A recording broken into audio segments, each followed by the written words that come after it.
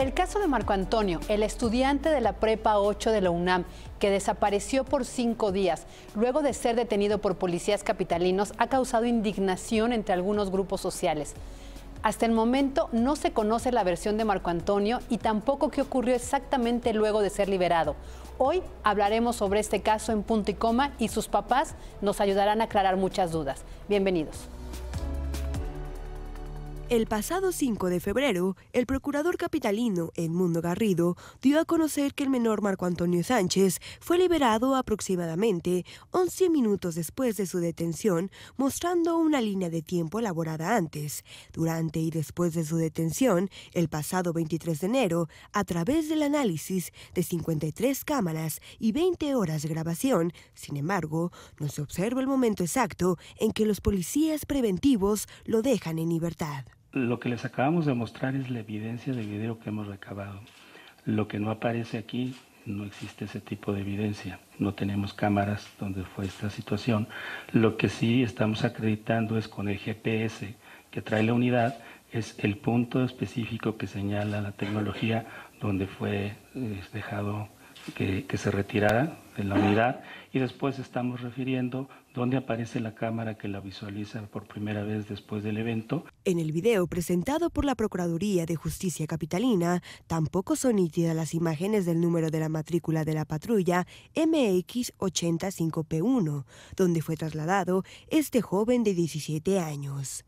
En una de las imágenes se observa cómo Marco Antonio camina con una sudadera de gorra en color oscuro aproximadamente a las 16:54 horas y 21 segundos del 23 de enero, hora en la que presuntamente fue liberado por los patrulleros. Marco Antonio es captado caminando por la banqueta y a las 16 horas 55 minutos y 50 segundos se le observa con una sudadera con la capucha puesta, caminar sobre el camellón de Avenida Aztacalco. Durante 4 días, de acuerdo con los resultados de esta investigación, Sánchez Flores, después de ser detenido y liberado por los policías preventivos del sector Hormiga de Azcapotzalco, deambuló en diversas calles, comercios e inmediaciones de Centram del tren suburbano que Tlanepantla, hasta ser encontrado en el municipio de Melchor Ocampo, en el Estado de México. Es importante destacar que el adolescente fue observado en Tlanepantla desde las 20:30 horas hasta las 23:30 del día 27 de enero, señalando los testigos que no se le apreciaban lesiones y se encontraba deambulando en el centro de transferencia modal, en negocios cercanos y en las oficinas del juzgado calificador. El funcionario detalló que también fue entrevistada a una empleada de una tienda de conveniencia, quien manifestó haber observado cómo Marco Antonio consumió algunos alimentos, así como 2 elementos de seguridad privada que refieren haberlo retirado del CETRAM en 3 ocasiones sin que se le apreciaran lesiones en el rostro. El procurador capitalino señaló que los 4 policías implicados en la detención de este joven permanecen en calidad de imputados, aunque no precisó por qué delitos, y agregó que hasta el momento Marco Antonio no ha podido rendir su declaración ante el Ministerio Público por recomendación de los médicos que lo atienden.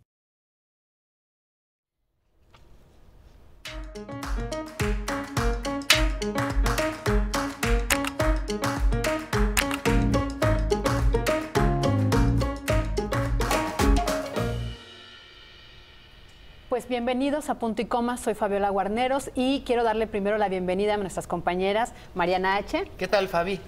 Mi querida Paulina Silva, ¿cómo estás? Muy buenas tardes, quédense con nosotros en Punto y Coma. Y sobre todo qué bueno que nos acompaña porque hoy vamos a hablar de un tema que lo hemos seguido en los medios de comunicación, en las redes sociales, que gracias a las redes sociales se pudo viralizar. Las autoridades hicieron caso y empezaron a buscar a Marco Antonio Sánchez. Y para hablar de lo que ellos han vivido, de todo este peregrinar desde que desapareció hasta que lo encontraron, en las condiciones en las que lo encontraron, cómo está ahora Marco Antonio Sánchez, nos acompañan su papá, Marco Antonio, y su mamá, Edith Flores. Bienvenidos. Gracias. Primero que nada, les agradecemos mucho su presencia, el que nos hayan regalado unos minutos para estar con nosotros, porque entendemos la situación, entendemos que son momentos dolorosos, entendemos que ustedes están partiéndose en 1000 pedazos entre el hospital donde está Marco Antonio, las investigaciones con las autoridades, con derechos humanos, con todas aquellas piezas que faltan aún por armar en este rompecabezas. Entonces, muchísimas gracias, bienvenidos. Y pues Edith, platícanos cómo te sientes, qué ha pasado en estos días, qué te hace falta. Pues en realidad tengo mucha impotencia, porque para empezar, por ejemplo, en el hospital N. Navarro dan información que realmente no existe. No me explico cómo sale hasta una hoja membretada de ese lugar cuando mi hijo ahí ni siquiera lo trataron. Le dieron una revisión muy light, como se dice, y de allí lo pasaron al Instituto Nacional de Pediatría, a donde pues estuvo en urgencias, después lo subieron a un cuarto piso, donde no tenían el lugar no tenía las instalaciones idóneas para un paciente como mi hijo. Todo el tiempo estuvo amarrado.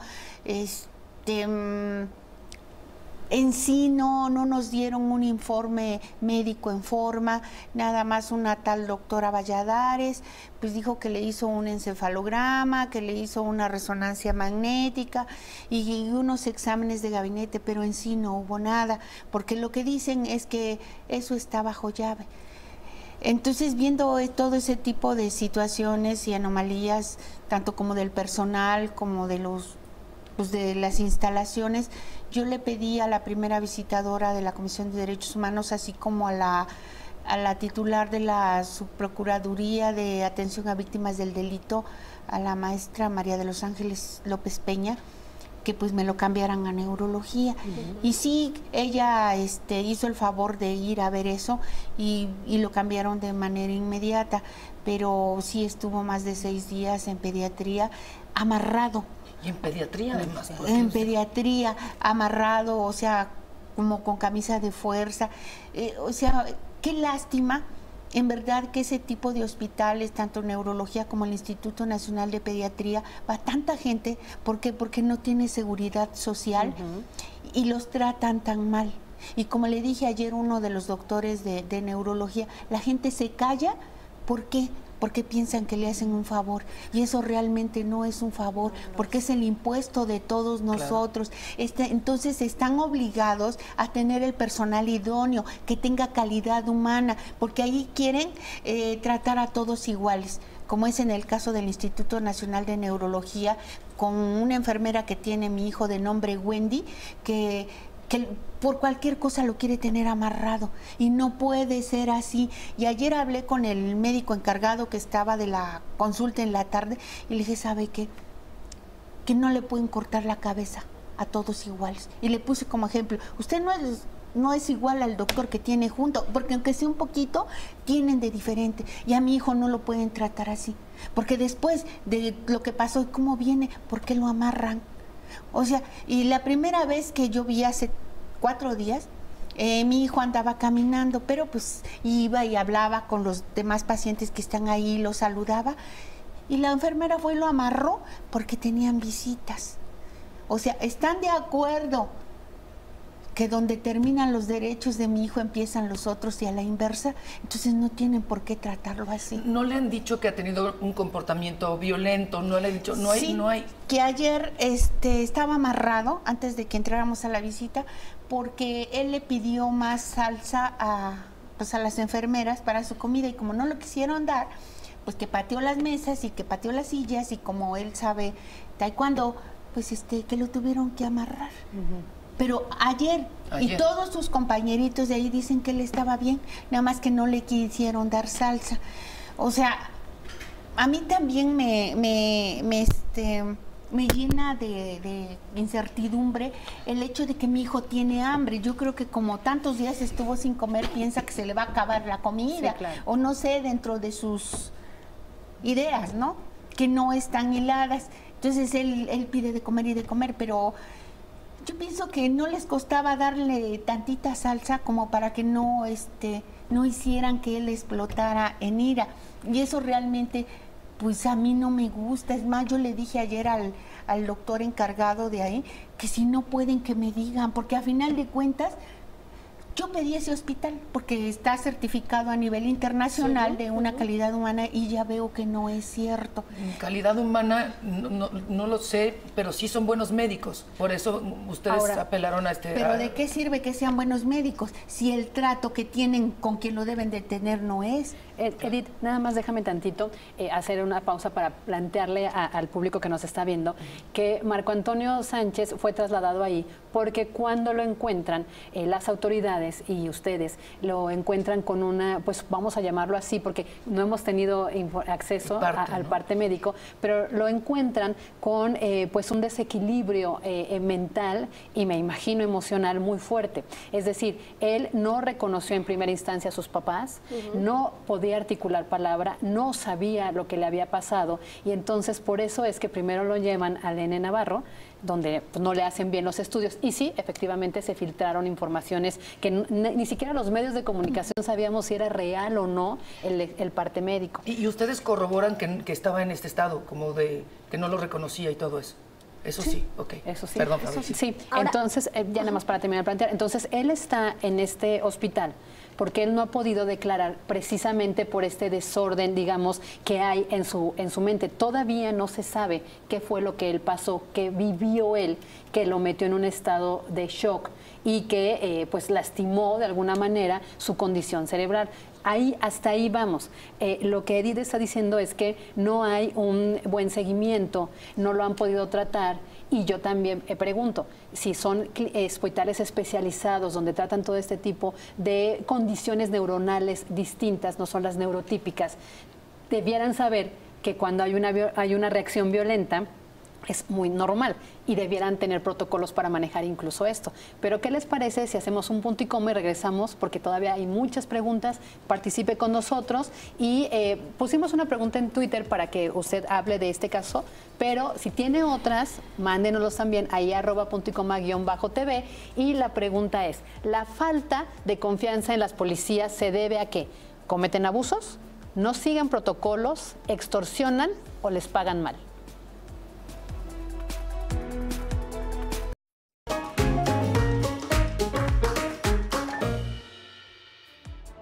Las imágenes de la patrulla MX85P1 presentadas por la Procuraduría Capitalina, donde se documenta el recorrido que hizo luego de la detención del adolescente Marco Antonio el pasado 23 de enero, están plagadas de lagunas. La unidad policíaca hizo 12 minutos en un trayecto que fácilmente se puede recorrer en 5. La Procuraduría Capitalina dio a conocer 5 imágenes captadas por las cámaras de vigilancia desde el momento en que elementos del sector Hormiga parten de la estación Rosario del Metrobús en la patrulla donde llevan ya detenido a Marco Antonio. Sin embargo, Imagen realizó el mismo recorrido y documentó la presencia de 12 cámaras de vigilancia. Lo anterior significa que 7 cámaras no captaron ni una sola imagen. El video presentado en conferencia de prensa muestra la detención del adolescente. A las 4 de la tarde con 42 minutos y 56 segundos, la patrulla sale de la estación del Metrobús y la primera cámara que capta el paso de la unidad policial lo hace a las 4 de la tarde con 45 minutos y 17 segundos, la cual está ubicada en la esquina de Avenida de las Culturas y Cultura Norte. Es extraño que en un recorrido de apenas 400 metros, la patrulla haya demorado casi 2 minutos y medio. A unos cuantos metros de la cámara que grabó a la unidad, hay otra más que aparentemente no captó nada. A las 4 de la tarde, con 46 minutos y 46 segundos, se observa cómo la patrulla transita por la Avenida de las Culturas y Cultura Griega, donde efectivamente hay una cámara de vigilancia. En el video mostrado por la Procuraduría no hay ninguna imagen de la patrulla transitando por la esquina de Avenida de las Culturas y Ferrocarriles Nacionales, a pesar de que en ese punto hay 3 cámaras de vigilancia. Esa zona es el paso obligado para entrar a la calle Cancab, donde a las 4 de la tarde con 51 minutos y 18 segundos se observa cómo la moto que participó en la detención sigue de largo y la patrulla da vuelta en Cancab. Pasaron casi 5 minutos después de la última vez que la patrulla fue captada en Avenida de las Culturas y la calle Cancab. No obstante, la distancia entre ambos puntos no es ni siquiera de 1 kilómetro de distancia. A las 4 de la tarde con 52 minutos, la patrulla es grabada en la calle Aztacalco. 1 minuto después, otra cámara capta a la patrulla en otro punto de Aztacalco y según las autoridades es la última vez que se le ve. Desde la entrada de la calle Aztacalco hasta su finalización hay 5 cámaras de vigilancia, pero solo se captaron 2 imágenes poco nítidas. Desde la estación Metrobús El Rosario hasta este punto donde estoy ubicado, son 12 cámaras de videovigilancia las que debieron haber grabado el recorrido de la patrulla que detuvo a Marco Antonio Sánchez. Sin embargo, solo 5 cámaras registraron la actividad de esta patrulla y otras 7 no tomaron ninguna imagen. Este es el reporte que tengo desde la delegación Azcapotzalco. Para Imagen, Filiberto Cruz Monroy. Gracias por continuar con nosotros en Punto y Coma. Nos encontramos con los padres de Marco Antonio Sánchez Flores, la señora Edith Flores y también Marco Antonio Sánchez para ir desmenuzando este tema y ya hablaremos sobre estas irregularidades, por supuesto, de estas cámaras de videovigilancia que debían de haber funcionado, incluso también las de la patrulla. Se prevé que desde noviembre del año pasado no funcionaban, pero antes, pues de nueva cuenta, gracias por estar con nosotros. Me gustaría preguntarles, ya pasaron 23 días de esta desaparición, de esta detención arbitraria de Marco Antonio. ¿Cómo cambió su hijo? ¿Cuál es el antes y después de Marco Antonio? Pues es un ser totalmente diferente.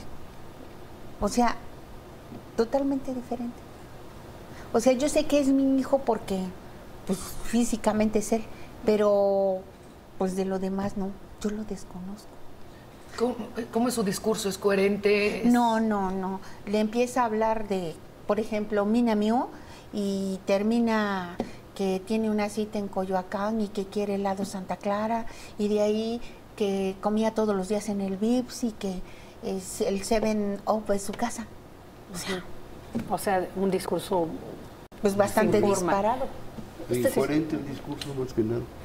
Ajá. Ahora, del Marco Antonio que nosotros, todo el Grupo Imagen, el periódico Excelsior, pudimos conocer, de ese Marco Antonio que tocaba el piano, que le gustaba el arte, que le había incluso ganado una beca para hacer un recorrido por diversos museos, de este chico que le gustaba el taekwondo, ese chico seguía siendo así antes de la detención. Evidentemente, el proceso de la prepa, las amistades, todo esto también van influyendo en el cambio. ¿Había un cambio radical de ese Marco Antonio antes de la detención con el de ahora o no? Bueno, ya no iba a Pasaporte del Arte porque ya no le daba tiempo por las tareas, pero inclusive días antes, como empezó en el Museo Soumaya, fuimos a ver una exposición que se llama Espíritus en Piedra, precisamente en el Museo Soumaya. Nos tomamos unas fotos, días antes nos fuimos a Puebla. Él le gusta mucho los edificios antiguos y ahí estuvimos, que regresamos el 5 de enero, o sea, nada que ver con ahora. Y simplemente, o sea, lo han estigmatizado mucho de que es un drogadicto, hasta donde yo sepa, no. Porque esos días que estuvimos en Puebla, inclusive estuvimos en la misma habitación, comimos juntos, dormimos juntos y ahí anduvimos. Y a final de cuentas, en los simples estudios de gabinete de un drogadicto, ¿usted cree que salga sano de sus riñones, de sus pulmones? O sea, ilógico, ¿no? Entonces, ¿por qué sale sano de eso? Si fuera un drogadicto, como dicen, pues tuviera mal algo, ¿no? Claro. Simplemente. Entonces, y no... O sea, eso realmente pues son choques muy raros. Si lo fuera, que yo estoy segura de que no, porque hay pruebas médicas, pero el Estado está ahí para proveer ayuda.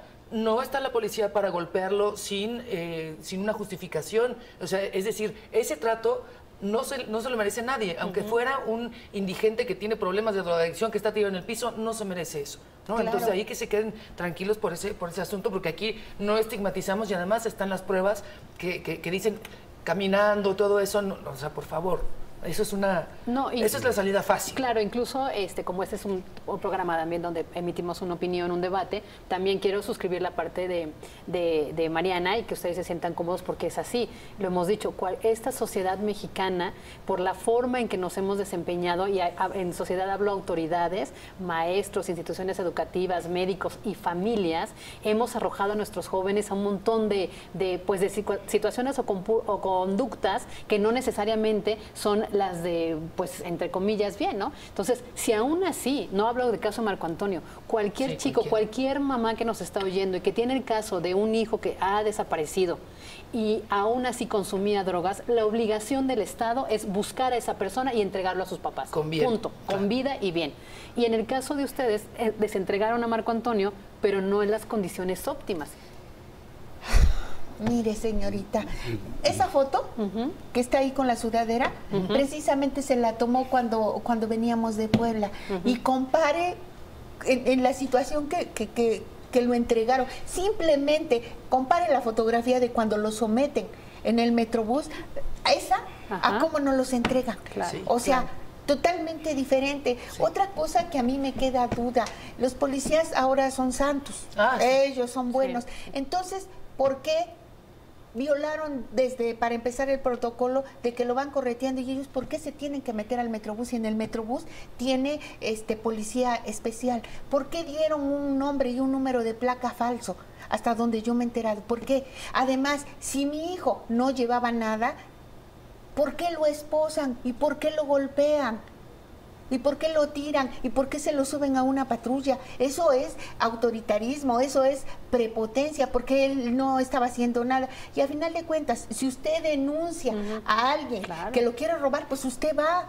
¿Por qué? Porque lo va a acusar. ¿Y dónde está el denunciante? O sea, esas cosas son tan ilógicas que, como yo le dije al fiscal y al procurador y a quien me ha preguntado, oiga, yo no soy abogada, yo no soy nada, pero tampoco soy pensante.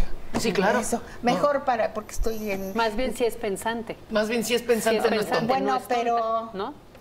Con perdón de ustedes, no soy pendeja. Claro. Sí. Porque no me pueden decir esas cosas. Le digo, ahí está mi hijo.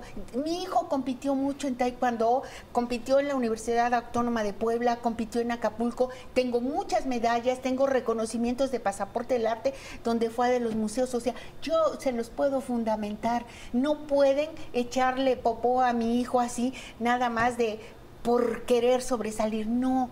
Y además mi hijo no tenía necesidad de robar, llevaba hasta 2 celulares, ¿sí? Llevaba unos audífonos que ¿dónde están? ¿Dónde están?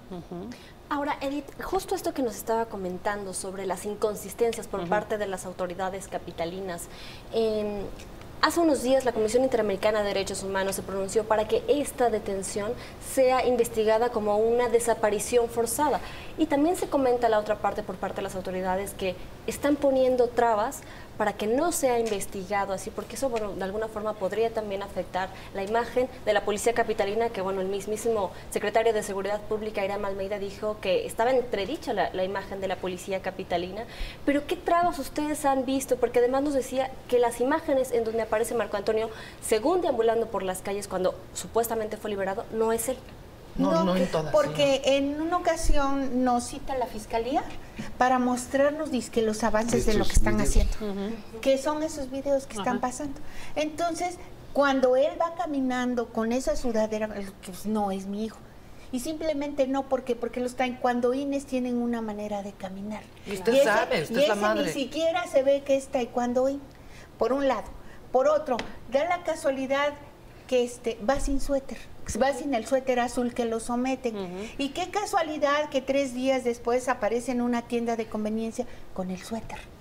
O sea, si usted ve el que va caminando, no lleva ni mochila, no lleva nada más que... Está tapado que incluso de la cara. Y al final de cuentas que me enseñé en la cara de ese que va caminando, a ver si es mi hijo. Sí. Entonces también ese día le dije al fiscal que eso era una falta de respeto hacia nosotros, como para darnos un informe de lo que están haciendo. Y otra cosa, yo le prohibí que difundiera videos e información de mi hijo, que ya no lo revictimizara, y no al siguiente día salió el señor Mancera y el procurador ahí exhibiendo videos que a nosotros no nos los exhibieron y dando información que tampoco nosotros sabíamos. ¿Eso no es una violación? Claro. Tanto a los derechos de mi hijo como a los de nosotros como ciudadanos mexicanos. O sea, yo pregunto, ¿y eso no pone entredicho la honorabilidad de la policía? Pararse el cuello, ¿no? Dicen, miren, aquí está, pero en lugar de decir, bueno... Ahora, ustedes confían en la autoridad. Les pregunto esto porque han pedido, exigido que se investigue qué pasó los siguientes días, porque ese día pues vimos todo el recorrido de las cámaras del día que desapareció, que fue el 23, que son estas que ellos nos muestran y ustedes dicen, no, ese no es mi hijo, ¿no?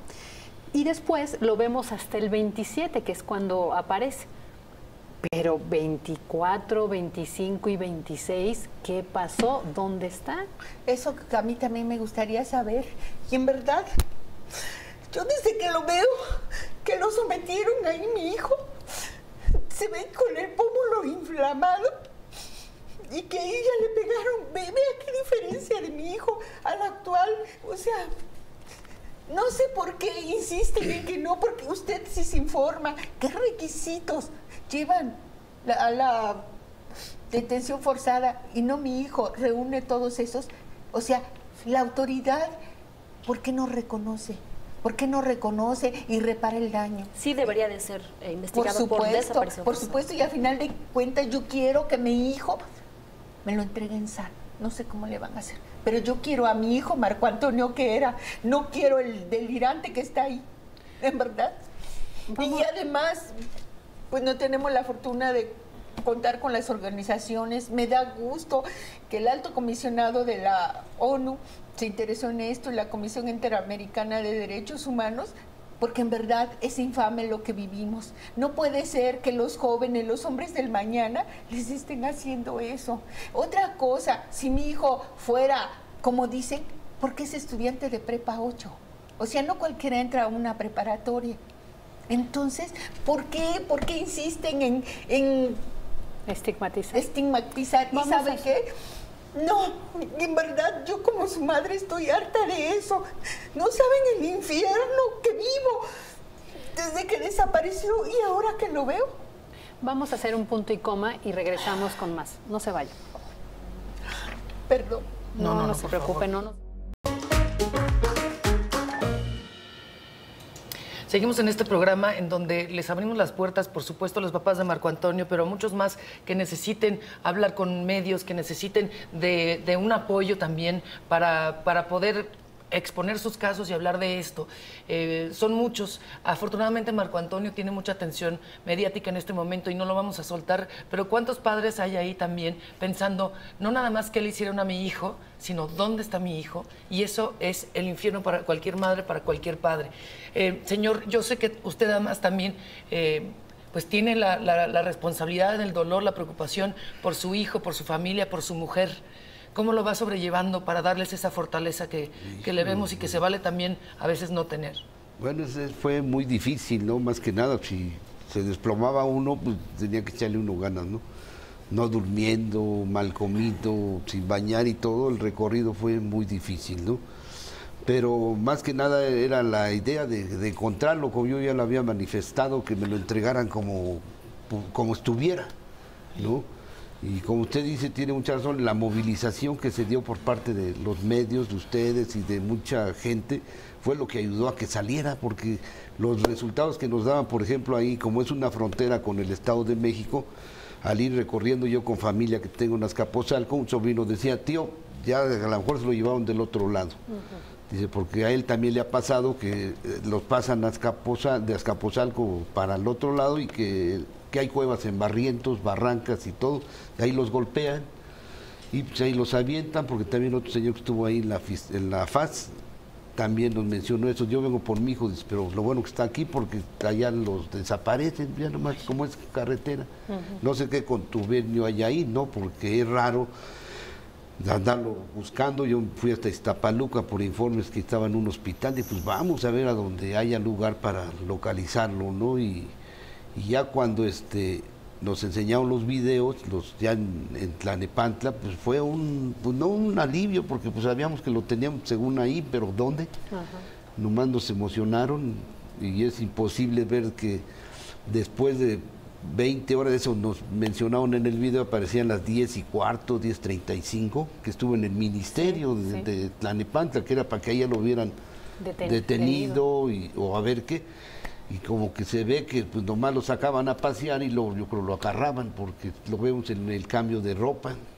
Tiene varios cambios, porque llevaba maleta o qué, ¿no? Entonces, es una duda que queda ahí.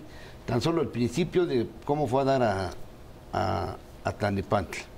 Y luego como la foto, según que mencionan, sale tocando una casa, es lo más verde.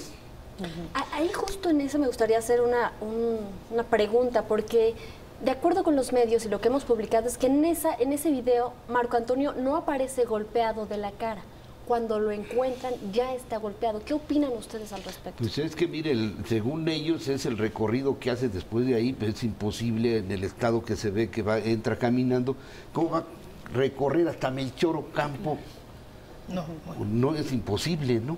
Pero él dice que sus piernas no eran lo que le daban, pero no era imposible llegar hasta allá. ¿Cómo fue eso de que lo... ¿Sin comer? Sin comer, sin agua, no, pero acaba de tocar usted una cosa muy importante que se nos pierde de vista cuando vemos los videos. Es verdad, cuando muestran a Marco Antonio, cuando llega a Tlalnepantla, ya va en una condición rara, es decir, incluso los movimientos de sus manos son raros, que son generalmente de una gente, o lo voy a decir con todo respeto, no por ustedes, o que estaba con drogas, ¿no? No es que yo lo haya consumido, a lo mejor se las dieron, no lo sabemos, ¿no? A lo mejor se las pusieron o se lo obligaron a tomarlas, no lo sé, o drogado o realmente choqueado. Cuando una persona pierde incluso el equilibrio cerebral, los movimientos son distintos, es decir, vamos a ver, cualquier persona con parálisis cerebral, sus movimientos de la mano y todo no son buenos. Cuando vemos esos videos, Marco Antonio incluso tiene una mano arriba, una abajo, o sea, no hay control de esos movimientos. Después lo sueltan. ¿Cómo es posible que la otra imagen aparezca frente a la cámara bien cuando no coincide? Se supone que en la noche se fue a esa casa, en la mañana había sido detenido en Tlalnepantla. Es decir, sí hay como muchas irregularidades, ¿no? Entonces eso es lo que nos da más preocupación, porque digo, ¿qué tanto le metieron? ¿Qué tanto le hicieron? ¿No? Yo he tenido amistades ahorita dentro de la federal y dicen que le dan de verdad un agua y que ahí se les pasó la mano, la porción que les ponen. Otro amigo que está en el reclusorio también me mencionó, ya cuídate porque nos dan cosas para beber que hablamos hasta donde no. Y si se les pasa la mano quedan en estado de shock. Es todo lo que utiliza nuestra policía, ¿no? Y para sacar verdades, y aunque no sean ciertas, ¿no? Pero es la cuestión tan represiva pues que ya vivimos aquí en el país, ¿no? Ya es algo caso que pues ya hasta nosotros casi, al menos yo, tanto ella como le dijo el fiscal, que yo ya le había causado problemas por lo que yo mencionaba en las entrevistas y todo eso, ¿no? Pues como da a entender como que una amenaza ahí muy bajita la mano para que ella me avisara, pues que ya me calmara, ¿no? Porque ustedes dieron cuenta, pues ella no participaba mucho en las entrevistas ni nada por el estado en que estaba, pero ya que me dice eso, le digo, pues ¿cómo el fiscal se pone a decirle eso a ella, no? Claro. Entonces, como yo le decía de un principio, es un enfrentamiento que a nosotros nos quieren ser como los culpables de lo que le pasó a él, claro, ¿no? Y los angelitos, pues bien, gracias, ¿no? Y aquí hay mucho, porque por ejemplo, la policía que está en el Metrobús es policía auxiliar. La que entra en patrulla es preventiva. Entonces, no es la misma policía, ni tienen los mismos, ¿cómo le diré? Ni las mismas facultades, ni los mismos derechos laborales, o no sé cómo cobrarán, pero lo que usted menciona ahí, sí hay cierta pues, corrupción dentro. Parece que todavía aquí anda la sombra de, pues, si usted ya en ese tiempo, de Durazo Moreno, que les alquilaban las patrullas, que les alquilaban la grúa, que les daban el semáforo y que tenían que entrarle con X cuota, ¿no? Entonces la corrupción, pues con Durazo se vio todas las tropelías que hizo, ¿no?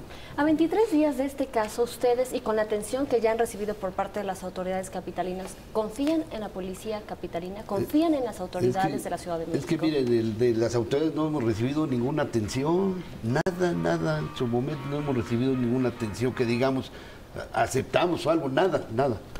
Desde entrada, desde que a mí me tocó recibir a mi hijo, haga de entrada que nos trajeron en el convoy y ya nomás nos botaron en el Navarro. Ya. ¿No confían entonces? No, pues qué confianza vamos a tener si no nos dan una atención adecuada. Ellos mencionan que hemos platicado, que nos entregaron al niño, ni conocemos a esos señores. Ok, aquí se constata que no los conocieron, los tienen en el desamparo, digamos, de información, de atención. Claro, de todo. De respeto también así, tan solo a nuestra integridad y familiarmente, ¿no? Todo eso no hay nada por parte de ellos. Hacemos una pausa, regresamos en un momento y tenemos también al abogado para que nos pueda dar también un panorama legal de esta situación. Gracias por estar con nosotros. En las últimas semanas se ha generado una polémica con la detención de Marco Antonio Sánchez Flores, una polémica de qué debe de hacer uno como ciudadano al ser detenido. Lo mínimo, lo que se dan kilos de conteno, En primer lugar, debemos de saber qué tipo de detenciones hay en México. La detención no solamente puede ser por una orden judicial. Finalmente, la Constitución, el artículo 16, nos dice que nos pueden detener por una orden de aprehensión que sí, en efecto, la dicta un juez, porque hubo una investigación previa y hubo una solicitud de ella. Pero también se dan los casos de flagrancia, cuando una persona es detenida al momento de estar cometiendo un hecho delictivo o de manera posterior inmediata. Otra de las detenciones es por haber cometido una falta administrativa, como manejar en estado de ebriedad. Recuerde que al ser detenido, usted debe de informar a alguien de su detención. Tiene derecho a declarar, guardar silencio, manifestar lo que a su derecho corresponda. Es considerado inocente hasta que se le compruebe lo contrario. Tiene derecho a no autocriminarse. Tiene derecho a un abogado de su elección. En caso de no contar con uno, el Estado se lo proporcionará de manera gratuita. También tiene derecho a que se le haga del conocimiento a un familiar o persona que desee el motivo de su detención y el lugar de custodia. Tiene derecho a un traductor o intérprete. También tiene derecho a que se le ponga sin demora a disposición de la autoridad competente. Si lleva un acompañante, se recomienda grabar la detención. Esto no está prohibido por la ley, a pesar de que la autoridad se moleste. No, de ninguna manera no es delito. El ciudadano libremente puede utilizar su celular o lo que traiga a la mano para videograbar. Ahora estos avances tecnológicos nos permiten poder, digamos, dejar huella, ¿no? Dejar prueba de lo que está sucediendo. Y bueno, lo que la norma dice, ¿no? Lo que no está prohibido está permitido y no hay ninguna disposición que prohíba que tú estés grabando lo que está sucediendo a tu alrededor, ¿no? Recuerde que ningún elemento de seguridad pública lo puede grabar o fotografiar, al menos en la Ciudad de México, de acuerdo al nuevo protocolo de actuación policial de la Secretaría de Seguridad Pública de la Ciudad de México, que establece que los agentes capitalinos quedan impedidos para levantar imágenes, ya sea video, fotografías e incluso audios, a personas detenidas por cometer alguna falta por medio de sus propios dispositivos móviles. Para Imagen, Raúl Flores Martínez. Esta información es muy importante porque ahí te dice el protocolo que ya la policía no sigue, pero nosotros como ciudadanos tenemos que tenerlo bien presente para exigirlo. Es decir, Marco Antonio Sánchez primero debió haber sido llevado a la agencia del Ministerio Público, ahí pedir que le avisaran a un familiar porque era un menor de edad, o hacer una llamada y avisar a un abogado. Todo esto no sucedió. Y Juan Martín Pérez García, que él es director ejecutivo de la Red por los Derechos de la Infancia en México, recordemos que Marco Antonio tiene 17 años, ¿no? Es un menor de edad. Entonces, esta Red por los Derechos de la Infancia en México ha acompañado a la familia para asesorarla, para protegerla, para vigilar que sus derechos humanos estén resguardados. Juan Martín, muchísimas gracias por estar con nosotros. Gracias por el espacio. Y pues justo esto, todos estos protocolos no se cumplieron. Mira, tenemos en este caso lo llamamos en derechos humanos un caso paradigmático, porque muestra o desnuda al Estado mexicano, sus instituciones, en lo que significan nuestras leyes, las obligaciones como servidores públicos y la protección de los ciudadanos, cómo no se cumple. No se cumplieron protocolos, ocurre una detención arbitraria, ocurre una posible desaparición forzada y no hay investigación, sino hay incluso una acción en contra de la propia familia de Marco Antonio, la estigmatización, la criminalización, filtración de documentos. Muy preocupante tener al jefe de gobierno como defensor de los policías, al procurador tratando de construir una verdad histórica, inspirados quizás en Murillo Karam, contrario a lo que los hechos nos van dando cuenta. Las carpetas de investigación disponibles ahora, los videos, dan cuenta que Marco Antonio desaparece en manos de policías. Las carpetas de investigación dan cuenta que aparecen en manos de policías en el Estado de México. 4 días no sabemos de él. Y como ha explicado aquí tanto la señora Edith como el señor Marco Antonio regresa con vida y esto es un hecho privilegiado para esta familia. Sí. Hay más de 6,000 niños, niñas y adolescentes que en 10 años no han regresado. Cada día desaparecen 4.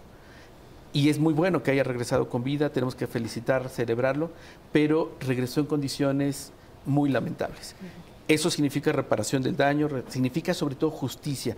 Y eso implica que se tiene que investigar qué pasó esos 4 días y nos tienen que dar explicaciones verídicas, contundentes, que a la familia le dejen satisfecha. Hay que tener presente que el acceso a la justicia no es solo decir tenemos 300 carpetas de investigación, 300 oficios y 400,000 horas de video. Eso no sirve de nada. La justicia cruza con que los responsables sean procesados de manera ejemplar y no lo que estamos teniendo a policías que en las propias instalaciones de la Secretaría de Seguridad Pública dan conferencias de prensa llorando ante los medios diciendo yo también soy inocente, soy papá, no sé qué, y además amenazando. La última declaración muy preocupante fue que Marco Antonio diga la verdad. Esto es una amenaza porque son funcionarios públicos que tienen que ver con una persona menor de edad, en este caso Marco Antonio, y entonces estamos teniendo al aparato del Estado de la Ciudad de México en contra de la familia, en contra de Marco Antonio, y es muy preocupante. Es muy buena noticia, y ustedes ya lo han comentado, la Comisión Interamericana de Derechos Humanos tuvo la semana pasada un diálogo privado con la familia, ya emitieron medidas cautelares. Hoy precisamente, perdón la demora de esto, vengo porque ya la Cancillería mexicana, la Secretaría de Gobernación, la Procuraduría General de la República, 20 y tantos días después, intervienen en este caso y nos parece que si la Ciudad de México realmente demuestra que va a investigar en el estándar más alto, tendríamos que llevar este caso a la Procuraduría General de la República, porque además hay que considerar, hay 2 estados vinculados y hay muchísimas inconsistencias, vacíos que tienen que responder y particularmente importante que crucen con la integridad de Marco Antonio. A través de amparos ante la justicia federal hemos logrado frenar las filtraciones, a través de amparos se logró ya la protección de la Policía Federal a Marco Antonio. Estamos pidiendo que la Procuraduría de Justicia de la ciudad, la policía, deje de hostigar a la familia. Han estado hostigando también al testigo, a Bernardo. Nos inquieta muchísimo todas estas irregularidades que dan cuenta que no hay condiciones para pensar en la justicia en la Ciudad de México. Muy delicado, pero además también habría que decir que parte de los responsables también fueron policías y el Ministerio Público del Estado de México, porque esta violación del protocolo no nada más sucedió una vez, sino una segunda vez cuando lo vieron en el puente y que de igual forma lo dejaron ir. Y mira, es importante, va a ir, por supuesto, la investigación tiene que ser más sólida, pero los videos que conocemos del Estado de México son en un margen de 3 horas. Que ustedes hace un ratito identificaban. Entonces, en 3 horas es imposible que Marco Antonio, en las condiciones que se ven en los videos, pudiera trasladarse de Tlalnepantla a Melchor Ocampo, que son más de 30 kilómetros aproximadamente, y lo que sí tenemos evidencia es que estaba con policías.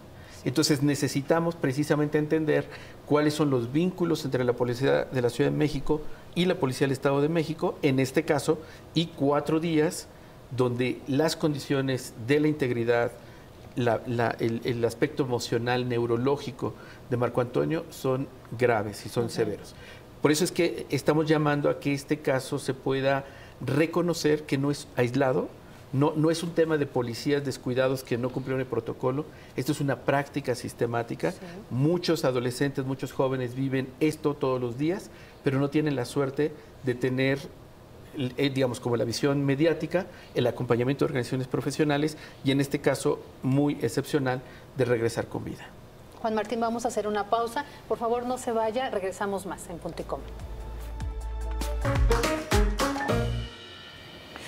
Qué bueno que regresa con nosotros porque Juan Martín Pérez García, director ejecutivo de la Red por los Derechos de la Infancia, estaba tocando un punto muy importante, que es gracias a que esto ya se hizo visual mundialmente por la Comisión Interamericana, hay apoyos. Juan Martín. Sí, ya la Comisión Interamericana de Derechos Humanos ha intervenido con los recursos y mecanismos que tiene de acuerdo a los tratados internacionales. Ya la Cancillería mexicana, la Secretaría de Gobernación, la Procuraduría General de la República están en el caso, están revisando las actuaciones realizadas por la Ciudad de México y la Comisión va a tener una mirada muy específica sobre este tema de Marco Antonio, menor de edad, pide que se investigue como una posible desaparición forzada. Y aquí me gustaría precisar, el hablar de este concepto es porque ya hay una nueva ley general de desaparición forzada que obliga a todas las autoridades a actuar y a investigar desde ese marco. No corresponde a la autoridad de la ciudad ni a los defensores decir qué es o no. Eso lo hará un juez. Claro. Pero el estándar de investigación significa eso. Y esto implica que la desaparición forzada no tiene temporalidad. No es que como apareció a los 6 días, entonces ya no hay desaparición. No. Si te roban un celular y logran detener a la persona y te lo devuelven en la agencia, se sigue investigando el robo del celular. Lo mismo pasa con la desaparición forzada. No estamos asegurando, sino pidiendo que en el estándar más alto de la protección para Marco Antonio y su familia se investigue y se sancione de manera ejemplar a las personas involucradas en este hecho. También en el corte nos decías que este caso pues cierra el circo de la sociedad porque nos puede pasar a todos. Mira, yo creo que todo el mundo ha pensado a Ayotzinapa y otros casos si era como Guerrero, estudiantes a lo mejor vinculados a la política. Estamos hablando de un joven estudiante, un menor de edad, preparatoriano, amante de la fotografía, como hemos escuchado todo lo que nos ha contado la señora Edith, del señor Marco Antonio, que no estaba buscando esto y que fue víctima de un hecho concreto y de las condiciones que la policía tiene que permiten que ocurra una posible desaparición y a partir de esa desaparición cualquier tipo de delitos.